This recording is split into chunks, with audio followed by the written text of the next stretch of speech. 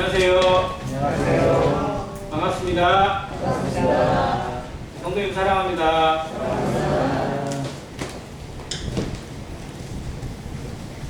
이 자리가 좀 많이 부족했습니다. 성찬 예배 시간과 함께 말씀을 듣는 시간도 되게 똑같은 마음으로 하나님 앞에 서는 자세가 되었으면 좋겠다는 생각이 많이 들 때가 있습니다. 우리가 세월에 바쁘고 또 일들이 많이 있긴 하겠지만 하나님 앞에 서는 순간만큼은 다른 모든 것들이 우리 안에서 절제되어지고 또 때로는 단절시킬 필요도 있지 않나라는 생각을 가끔 하게 됩니다. 오늘 로마서 4장입니다. 한 시간에 걸쳐서 로마서 4장이 다 이루어지기를 바라는 마음이고요. 먼저 4장 주제가 되는 말씀부터 좀 듣고 가도록 하겠습니다.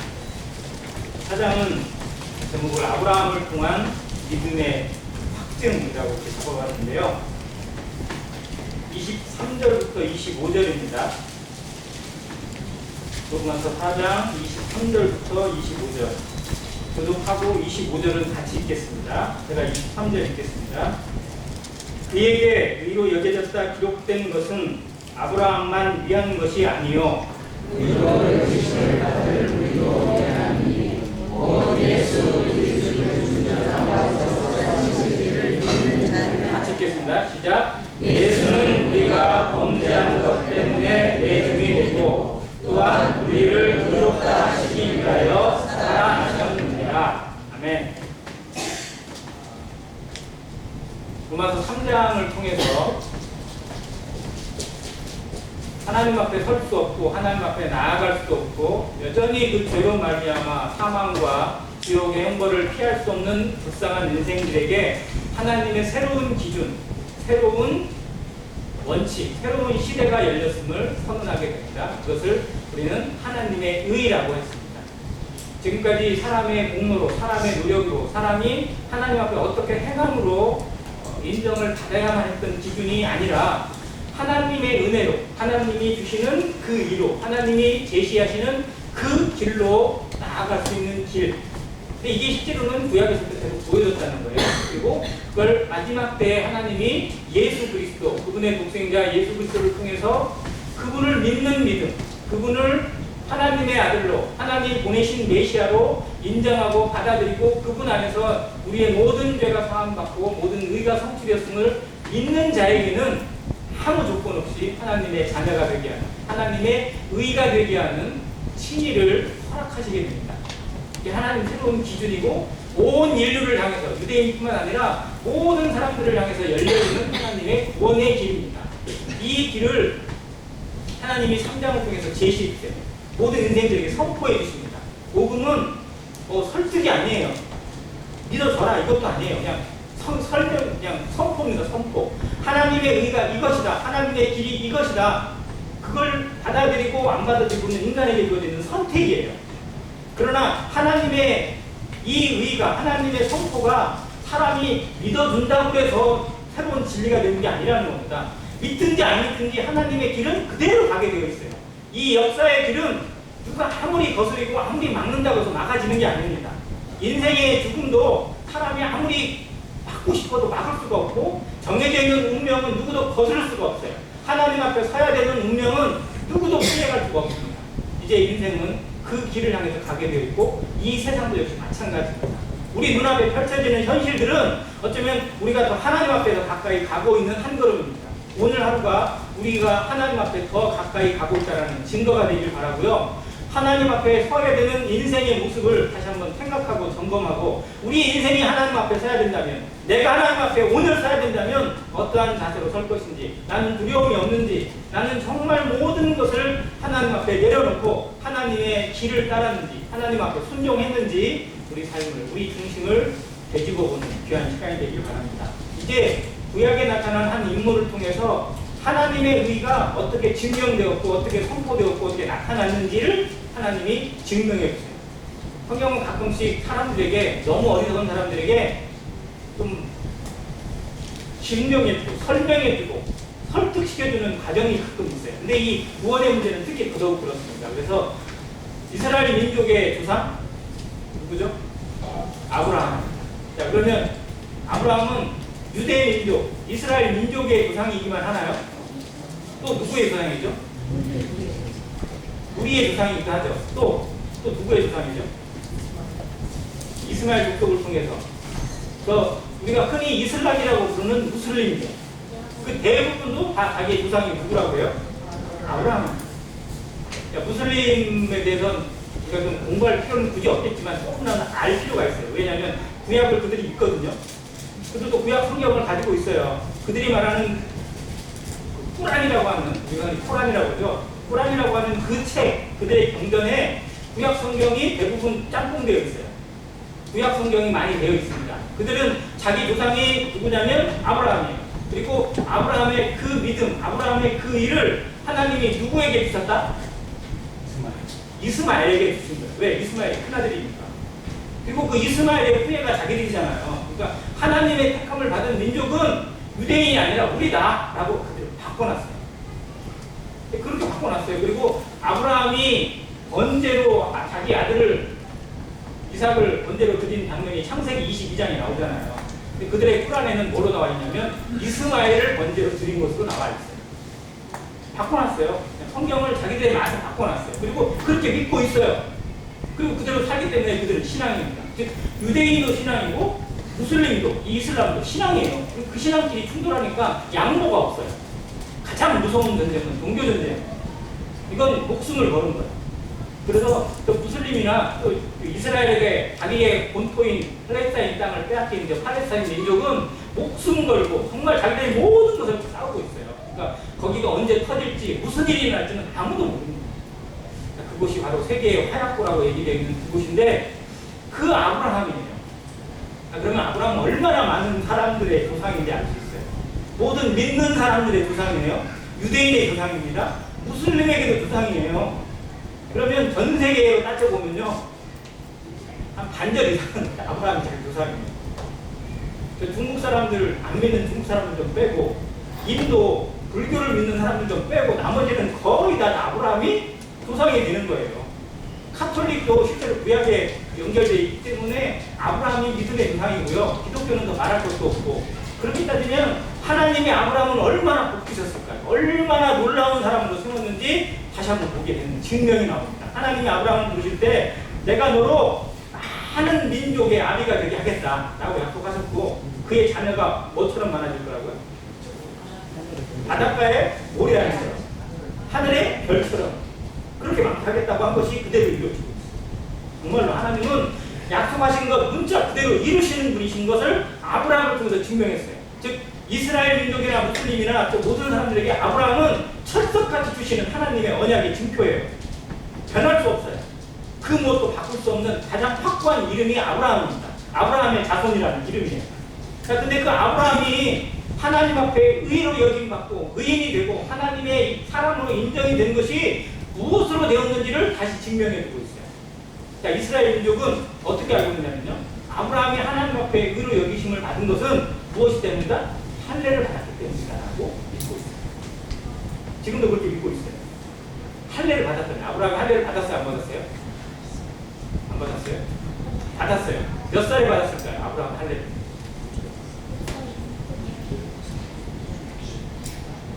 퀴즈를 내는 걸 좋아하는 사람은 아니지만 가끔은 내고 싶더라고요. 근데 그래야 좀 생각을 해요. 아브라함이 몇 살에 할례를 받았지? 아브라함은 99세에 할례를. 아브라함이 할례를 먼저 받았어요. 99세에 할례를 받고 자기 집에 있는 사람들을 다 할례를 줬습니다. 남자들은. 이스마엘도 할례를 받았어요. 아브라함이 할례를 받을 때 그 아들 이스마엘도 할례를 받았어요. 즉 이삭보다 먼저 할례를 받은 아들이 이스마엘이에요. 자, 그리고 이삭은 태어나자마자 8일 만에 할례를 받은 최초의 사람. 그게 이삭입니다. 이삭을 주시겠다고 언약하시고 하나님의 의인이라는 하나님의 사람이라는 것을 확증해 주시는 표로 주신 것이 할례입니다. 자, 근데 중요한 건 뭐냐면 하나님 앞에 하나님의 의를 받고 하나님이 인정하시는 그 믿음의 의는 과연 언제 받은 거냐? 그것이 중요한 거거든요. 근데 이스라엘은 할례를 받은 것만 중요시해요. 그래서 우리는 할례 받은 사람이다, 할례 받은 민족이다라는 것을 자랑합니다. 그래서 할례를 받지 않은 이방인들을 향해서 뭐라고 하냐면 할례도 안 받은 것들이라고 해요. 할래도 모르는 것들. 즉 하나님의 은혜, 하나님의 그 축복의 그 표를 우리는 직접 몸으로 받았다. 우리 몸에 가지고 있다. 나는 그런 사람이다라는 거예요. 나는 아브라함의 자손이다. 근데 예수님이 이 땅에 오셔서 그들과 가장 많이 싸운 대목이 그 대목이에요. 너희는 아브라함의 자손이라고 자랑할지 모르지만 하나님이 누구로도 무엇으로도 아브라함의 자손이 되게 하시겠다고요? 뭘로요? 돌로. 이 굴러다니는 돌멩이, 사람들에게 거치는 돌멩이로도 하나님이 아브라함의 자손이 되게 하시겠다고 말씀하셨어요. 그 돌멩이가 누굴까요? 우리예요. 유대인들에게 거치고 유대인들이 걷어차고 무시하고 있는 이 이방인들, 너희들이 그렇게 무시하는 그 이방인들로 하여금 아브라함의 자손이 되게 할 것이다. 이게 하나님의 의다라고 설명해 주신 겁니다. 자, 예수님과 유대인 간의 그 보이지 않는 싸움을 우리는 이해를 해야 돼요. 그래야 복음서가 이해되고 지금 세계 역사가 이해가 돼요. 유대인을 한편으로만 치우치게 되면 전혀 이해할 수가 없어요. 유대인의 세계관을 이해를 해야 됩니다. 아무튼 그런 차원에서 아브라함을 성경이 설명해 줍니다. 자, 그러면 3절 보겠습니다. 성경이 무엇을 말하느냐? 아브라함이 하나님을 믿음에 그것이 그에게 의로 여겨진 바 되었느니라. 아브라함이 하나님을 뭐 했다고요? 믿었어요. 그럼 하나님의 무엇을 믿었을까요? 하나님을 믿었다라는 의미가 도대체 어떤 것을 믿은 거예요? 하나님의 약속을 믿은 거, 언약을 믿은 겁니다. 하나님이 그에게 언약을 하셨어요. 약속을 하셨어요. 근데 그걸 믿었다는 거예요. 그가 믿은 그 약속의 부분은요, 하나님의 모든 것에 따져보면 아무것도 아니에요. 정말 1%도 아니고 0.001%도 안 됩니다. 우리는 하나님을 믿죠? 그럼 우리는 하나님의 100%를 믿고 있는 건가요? 아니요. 우리가 믿는 건 어쩌면 하나님의 극히 작은 일부만을 믿어요. 그거밖에 안 돼요. 우리의 믿음은 대단한 믿음이 아니에요. 그러나 하나님은 그걸 뭐로 여기신다고요? 의로 여기세요. 그걸 통해서 하나님이 흡족히 여기시고 하나님이 만족하시고 하나님이 그대로 받으시는 거예요. 이게 하나님의 은혜입니다.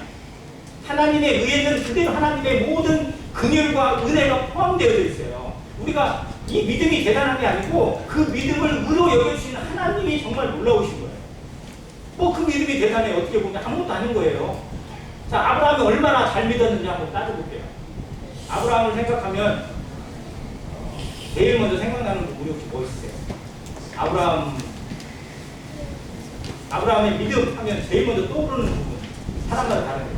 이삭을 번제로 드린 거 대단하죠. 자, 그럼 그게 처음이에요? 나중이에요?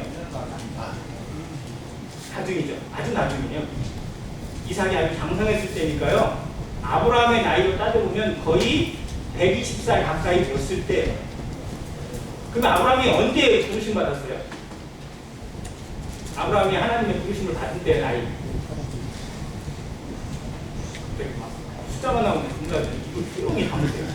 75세에 부름 받았어요. 75세에. 그래서 하란에서 처음으로 가나안 땅에 들어갔을 때 나이가 아브라함의 나이 75세입니다. 그때 자녀가 있었어요? 없었어요? 없었어요. 대신 누가 따라왔어요? 아브라함을 아버지처럼 여기고 따라오는 조카 롯이 있었어요. 자, 롯은 아버지가 돌아갔어요. 자기 아버지가 하란인데 일찍 돌아갔어요. 죽었어요. 그리고 아브라함은 아들이 없어요. 그러니까 둘이 잘 만난 거죠. 아버지가 없는 롯은 아브라함을 아버지처럼 여겼고, 자식이 없는 아브라함은 조카 롯이지만 자기 자식처럼 여겼어요.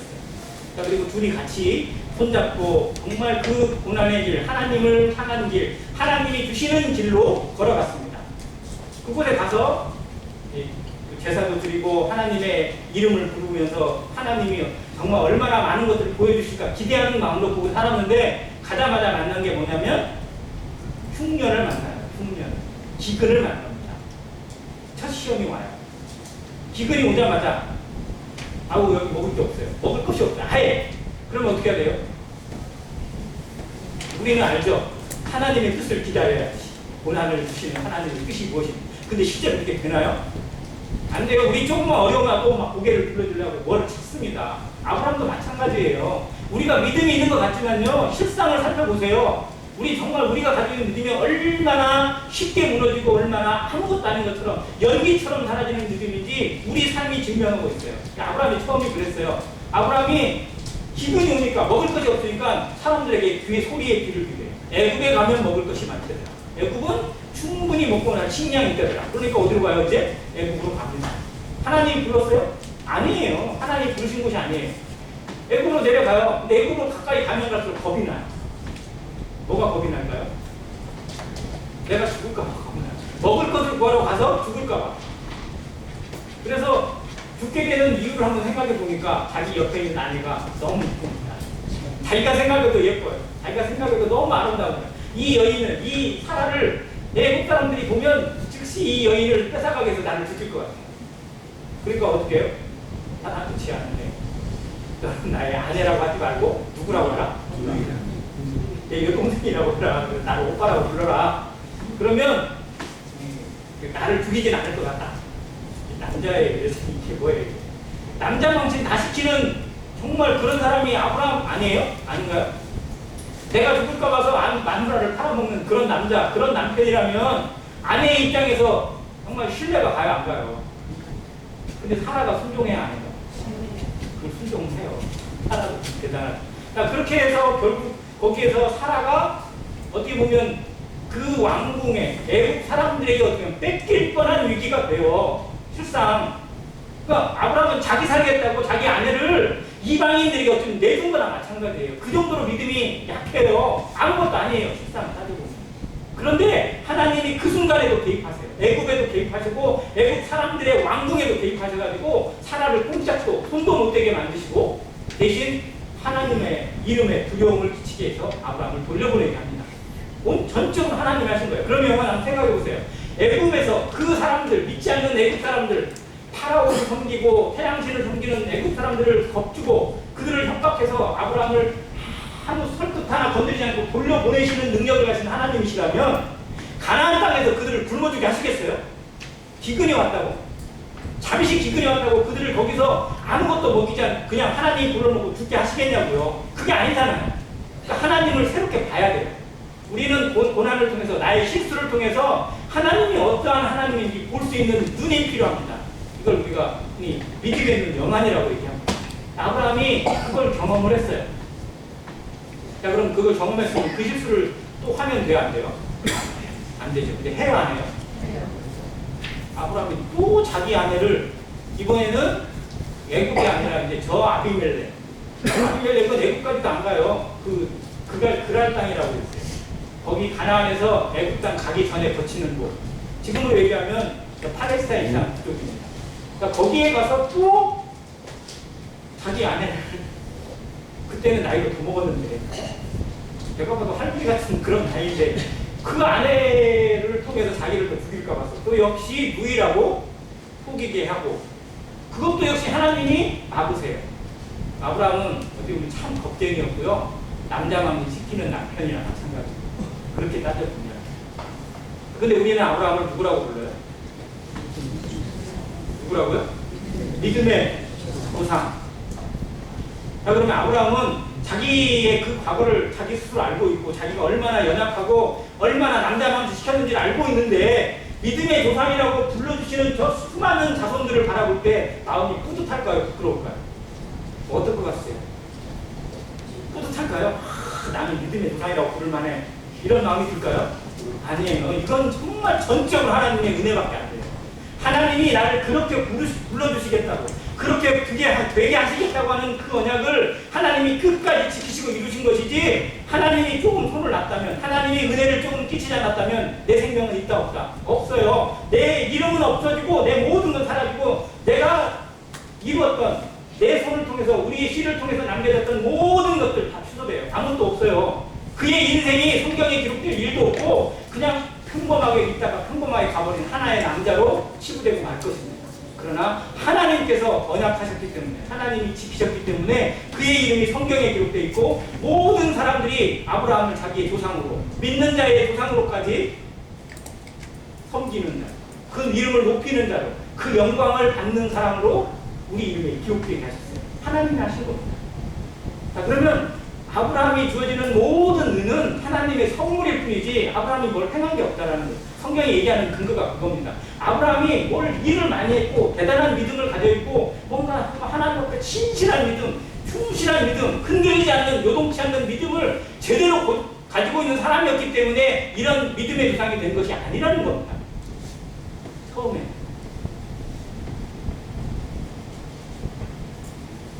우리가 하나님 앞에 대단한 믿음을 가진 것처럼 착각하고 살아가지만요, 실상 우리의 믿음도 아브라함의 믿음하고 별반 다르죠.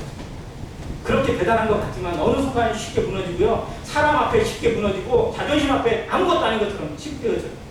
어느 순간에 정말 태풍에 쓰러져가듯이 저 비바람에 흔들리듯이 그냥 요지부동하고 난리가 치고 그냥 그런 믿음에 불과해요. 어느 순간에는 내 믿음이 아무것도 남은 게 없는 것 같은, 정말 내가 하나님을 믿고 있는 사람인지 아닌지 내 스스로 생각해도 이해가 되지 않는 모습이, 그런 말들이 나에게서 나오는 것을 우리가 직접 압니다.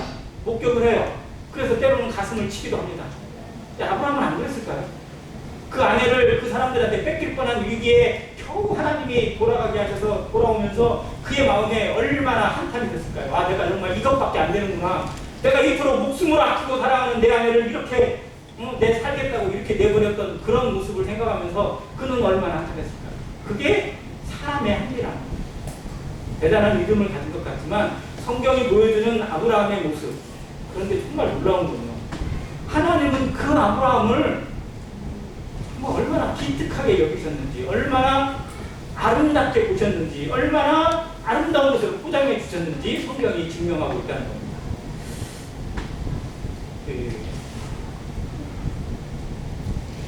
10절입니다. 그런즉 그것이 어떻게 여겨졌느냐? 할례시냐 무할례시냐? 할례시가 아니라 무할례시니라. 이건 성경에서 창세기 16장에 증명되고 있는 말씀입니다. 아브라함이 할례를 받기 전에 하나님의 나오는 말씀을 믿습니다.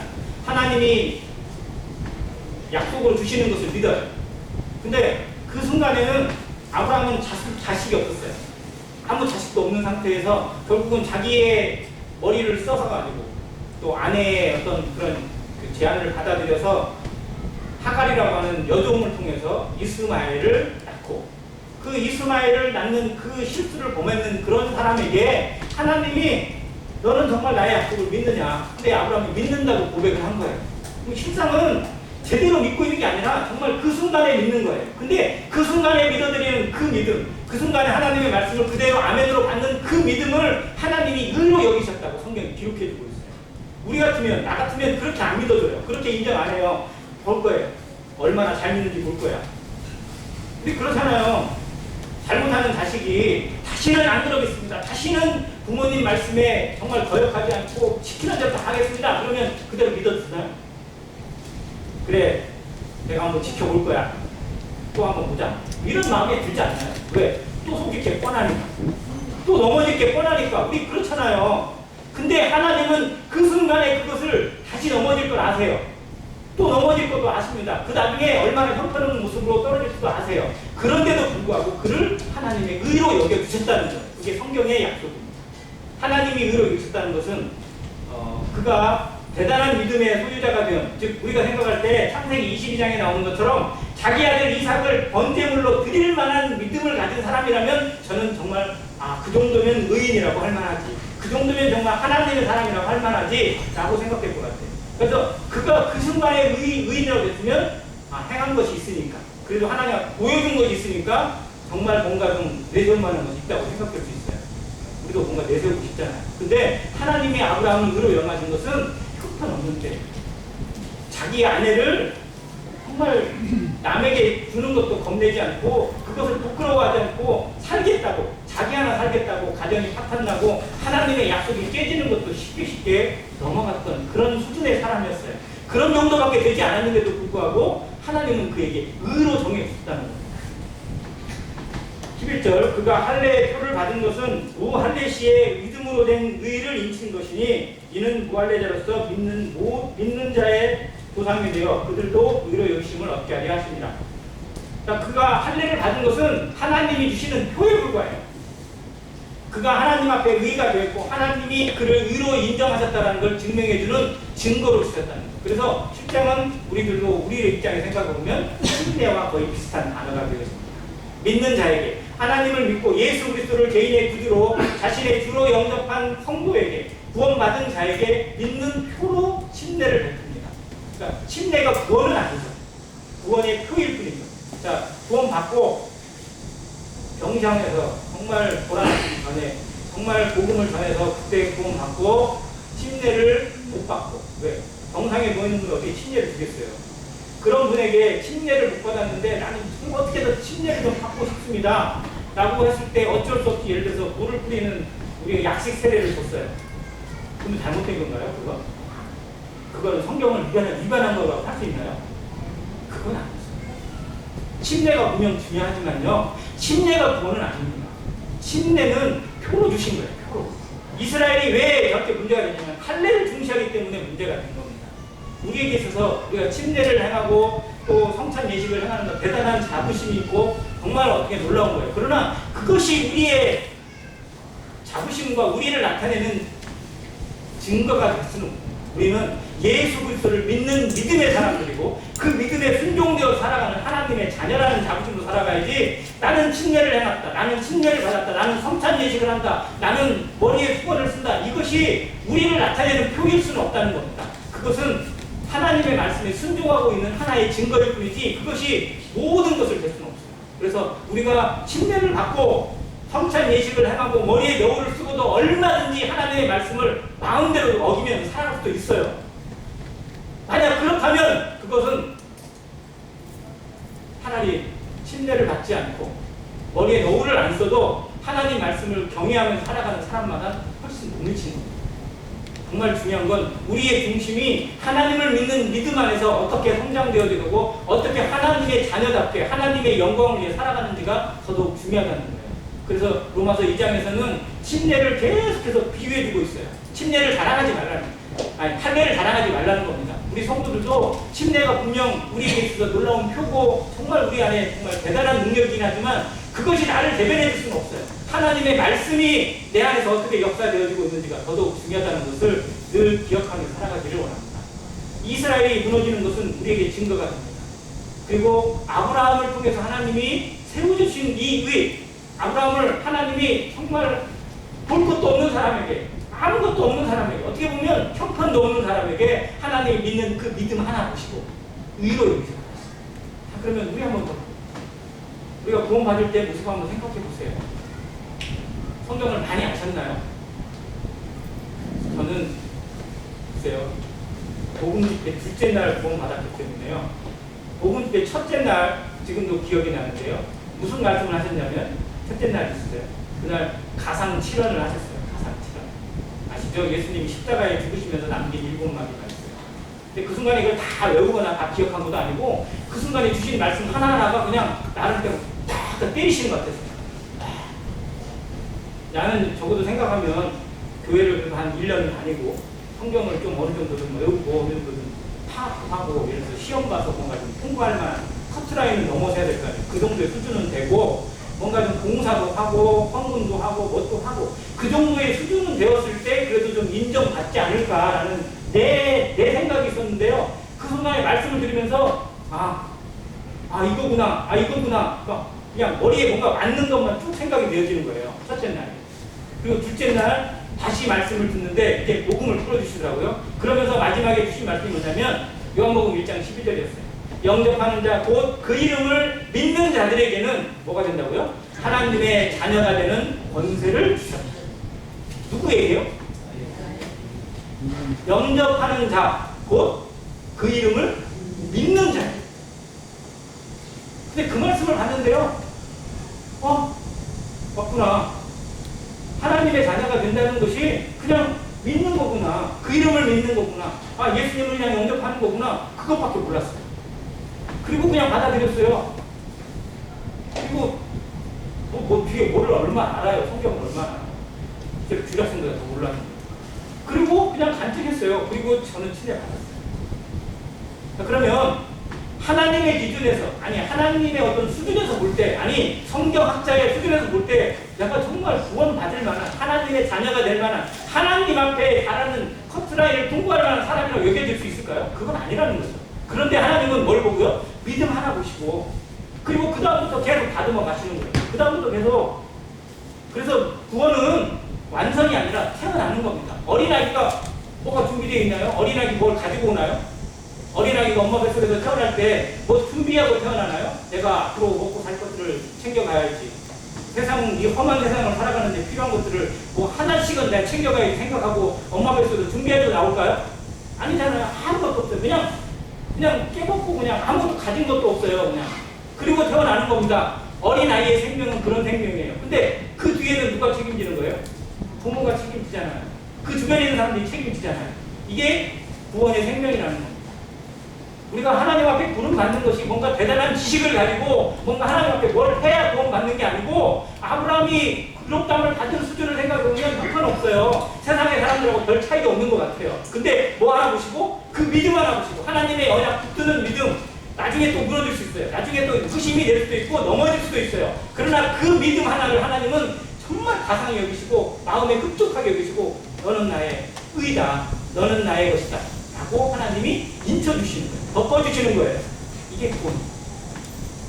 우리가 뭔가를 알아야만, 뭔가를 해야만, 뭔가가 통달해야만 구원이 아니라, 하나님을 그냥 그대로 받아들이는, 하나님의 말씀 한 구절이라도, 하나님의 언약 한 하나라도, 하나님이 나를 위해서, 하나님이 나 같은 자를 살리시기 위해서, 나 같은 자를 긍휼히 여기시기 위해서 아들 독생자 예수 그리스도를 보내십니다. 그분이 나를 살리셔서 나를 위하여 죽으셨고 나를 위하여 살아나신 거구나. 그 믿는 믿음 하나, 하나님의 약속을 믿는 그 믿음 하나가 우리를 살게 하는 겁니다. 이게 하나님의 능력이에요. 그러니까 하나님의 은혜로 사는 것이지 내가 뭔가를 해서 하는 것이 아니라는 것을 여기서 증명해 주고 있습니다. 아브라함이 의롭게 된 건 누구를 위한 거라고요?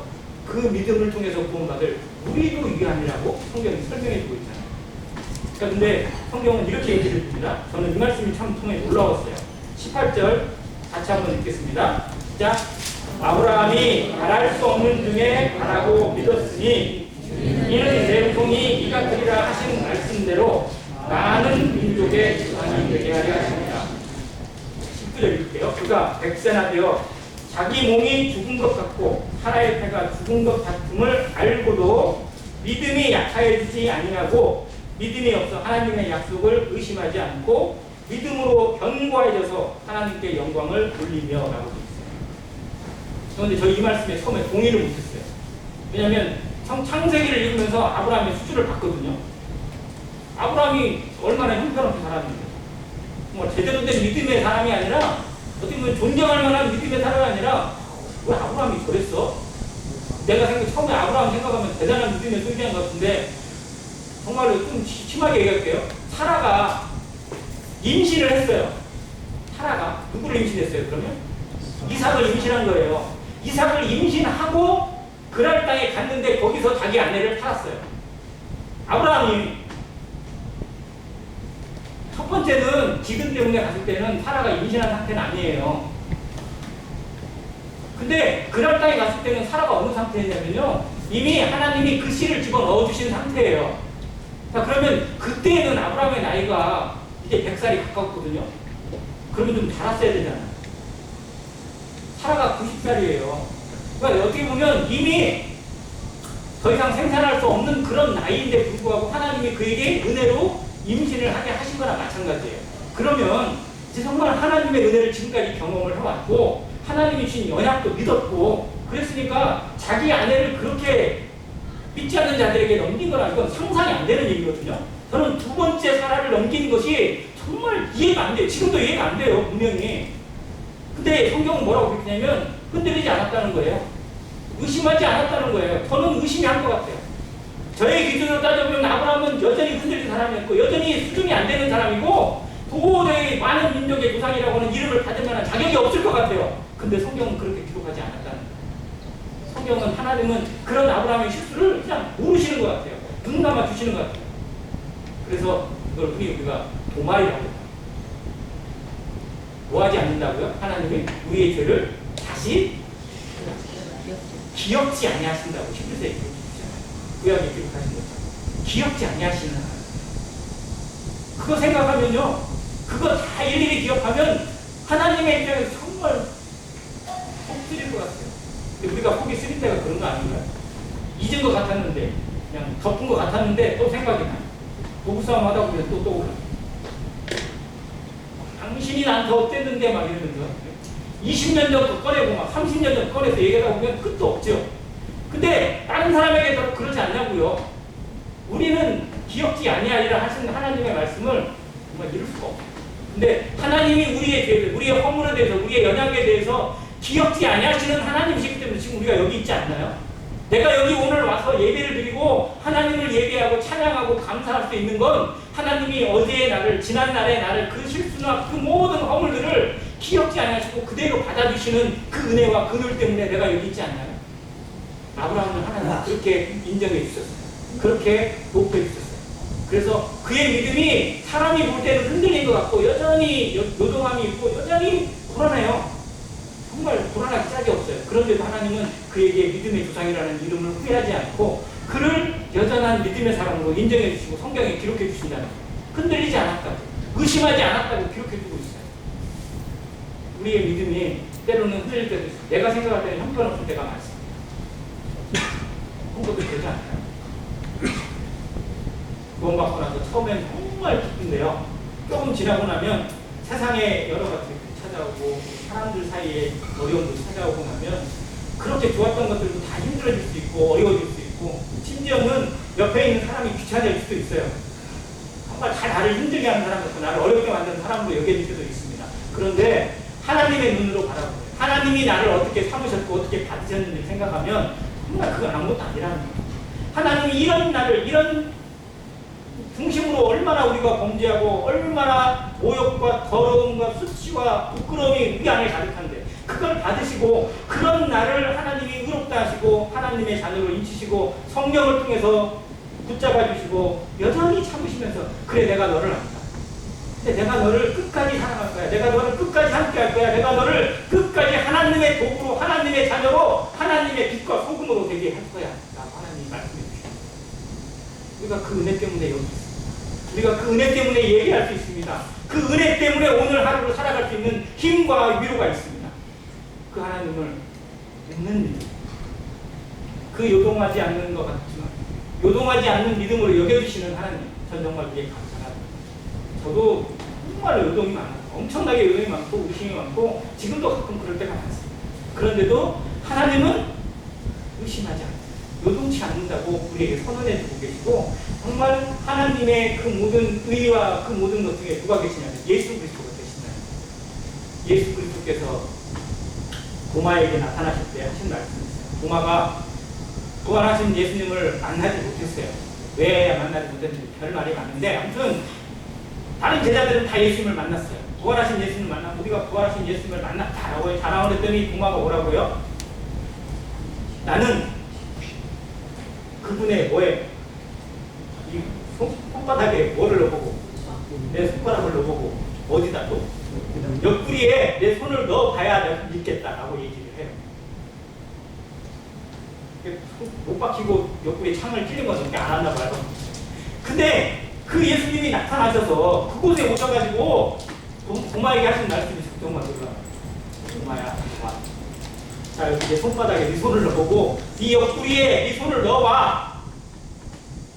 그리고 믿는 자가 되라고. 의심하지 말고 믿는 자가 되라고 말씀하셨어요.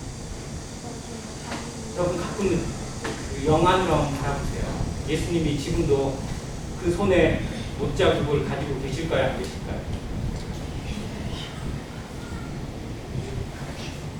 예수님이 정말 영광의 몸으로 그렇게 계시면서 바로 우리를 위해서 정말 내 눈에 보여주시기 위해서 저는 손에 못자국과 옆구리에 척자국을 그대로 가지고 계신다고 믿어져요.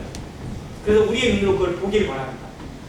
기도할 때 예수님 묵상하실 때 성찬 예배를 드릴 때 그 예수님의 십자가에 박혀있는 못을 우리의 손으로 한번 넣어본다고 생각을 하세요. 여기 옆구리에 구멍 나는 그 구멍, 심장까지 뚫려있는 천자국에 우리의 눈으로 바라본다고 생각해보세요. 아, 나 때문에 나를 살리고 나를 끝까지 지키시기 위해서 예수님이 얼마나 참으셨는지, 지금은 얼마나 참고 계시는지 그 손바닥을 보여주시면서 하나님 앞에 내가 저를 위해서 죽었습니다. 내가 저를 위해서 피를 흘렸습니다. 내가 저를 살렸습니다. 하나님, 이것이 증거입니다. 그래서 끝까지 중보의 기도를 드리시는 그 주님으로 말미암아 우리가 오늘을 살아가고 있습니다. 그것이 바로 아브라함을 그 형편없는 믿음을 의로 여겨주신 하나님의 긍휼이 바로 이 시대에 우리에게도 그대로 적용되어져서 나 같은 자도 하나님께서 의로 여기시고 하나님의 이름으로 살게 하시는 은혜가 내려진다고 저는 믿습니다. 이게 25절을 하나님이 결론을 주십니다. 예수는, 다시 한번 따라주세요. 예수는 우리가 범죄한 것 때문에 내줌이 되고 또한 우리를 의롭다 하시기 위하여 살아나셨느니라. 하나님의 놀라운 선언입니다. 예수를 통해서 구원함을 받은 사람, 예수님의 은혜로, 하나님의 은혜로 구원함을 받게 된 사람들에게 하나님이 정해주시는 마지막 결론 같은 말씀인데요. 예수는 우리가 범죄한 것 때문에, 우리의 죄 때문에, 우리의 죄로에 죽을 우리의 몸 때문에, 그것 때문에 내어줍니다. 율법에 내어주고 죽음에 내어주고 사망 권세에 내어주고 마귀의 저주에 내어주고 모든 것을 내어주셨어요. 우리를 위해서 내어주셨어요. 우리의 이름을 그 안에 담아서 우리의 모든 것이 그 안에 담겨져서 세례 요한이 예수님을 침례를 베풀 때 인류의 모든 죄가, 나의 모든 죄도 그 손을 통해서 예수님의 머리에, 예수님의 몸으로 예수님께 넘어갔습니다. 그것이 모든 의를 이루는 것이라고 예수님이 설명하십니다. 그리고 그 모든 죄를 짊어지시고 모든 세상의 죄를 짊어지시고 십자가에 돌아가실 때, 내어줌이 될 때 모든 죄가 하나님 앞에 심판을 받았습니다. 대속의 제물을 받았고 희생의 제물이 되셔서 하나님 앞에 모든 죄가 사함받을 수 있는, 모든 죄가, 모든 율법의 요구를 이루시는 하나님의 놀라운 언약의 대사가 되셨습니다. 그리고 그분은 그 죽음에 머물지 않고 그 죽음 때문에 그대로 패라해지지 않고 사라지지 않고 권세가 없어지지 않고 하나님의 은혜로, 하나님의 이름으로 다시 살아나셨어요. 그래서 우리가 죄에서 끝나는 것이 아니라 죄만 사함받은 것에 머물지 않고, 다시 한번 말씀드렸죠. 죄인과 의인의 차이. 그러니까 죄가 없으면 의인이라고 부를 수도 있을지 모르지만요, 죄인과 의인은, 죄가 없는 사람과 의인은 분명히 차이가 있습니다. 죄가 없는 죄인은 지옥에 안 갈 뿐이에요. 그냥 형무소에 안 갈 뿐이에요. 그 사람을 왕궁으로 수청하거나 하나님이 데려가시거나 할 의무는 없어요. 그러나 하나님은 그를 그 가운데 내어버려 두지 않고 하나님의 은혜로 예수 그리스도의 이름으로 다시 살리셨어요. 그리스도가 그대의 그 가운데 머물 수 없기 때문에, 하나님의 영광이 그곳에 머물 수 없기 때문에 다시 살리실 때 우리도 같이 예수의 이름으로 살게 하셔서 하나님의 의가 되게 하셨습니다. 그래서 우리의 의롭다 하심은 예수 그리스도의 부활을 통해서 증명되어졌습니다. 우리가 죄사함 받은 것도 증명이 되었을 뿐만 아니라 우리가 하나님의 것이 되었다는 것, 하나님의 소유가 되고 하나님의 나라의 백성이 되고 하나님 안에 영광에 동참하는 자가 되었음을 증명해주는 사건이 바로 부활입니다. 그래서 고린도전서 15장에 우리가 부활장이라고 부르는 그 말씀에 부활이 없으면 우리의 믿음이 뭐라고요?